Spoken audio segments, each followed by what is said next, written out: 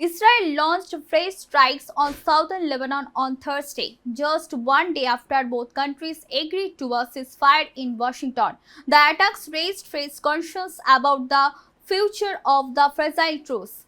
The ceasefire was brokered by the United States. It was aimed at reducing tensions and stopping months of cross-border fighting between Israel and Hezbollah.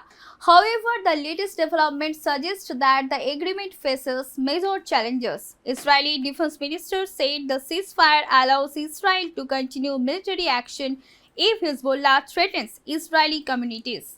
He stated that the Israeli military has the freedom to strike Beirut if Hezbollah launches attacks against Israel. He also made it clear that Israeli operations in southern Lebanon would continue. His remarks came as Israeli forces carried out new attacks in the region. The fresh strikes were reported in several areas of southern Lebanon. Local media and international news outlets said that civilians were among those affected by the attacks. According to reports, several people were injured when an Israeli drone targeted a vehicle despite the ceasefire being in effect. The incident added to concerns that the truce may not be held for long. Meanwhile, the United Nations reported casualties among its peacekeeping forces. A UN peacekeeper was killed and two others were injured after mortar shells struck a position near southeastern Lebanon late night on Wednesday.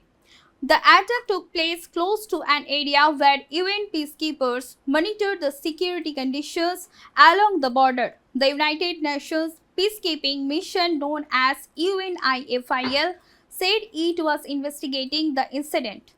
Before the ceasefire was announced, Hezbollah claimed responsibility for several attacks against Israeli forces. The group said it fired a salvo of rockets at Israeli soldiers in southern Lebanon's Kandara area.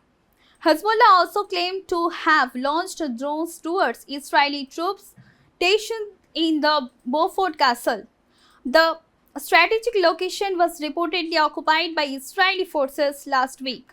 The latest violence comes amid growing diplomatic tensions. Reports suggest that US President Donald Trump recently held a heated phone conversation with Israeli Prime Minister Benjamin Netanyahu.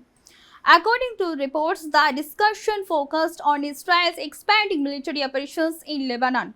The call highlighted concerns within Washington about the risk of a wider regional conflict. The ceasefire agreement was seen as an important step towards reducing violence. However, the continued military actions by both sides have raised doubts about its effectiveness. Observers warn that any further escalation could weaken diplomatic efforts and increase instability across the region. For now, the situation remains tense. Both Israel and Hezbollah continue to accuse each other of aggression.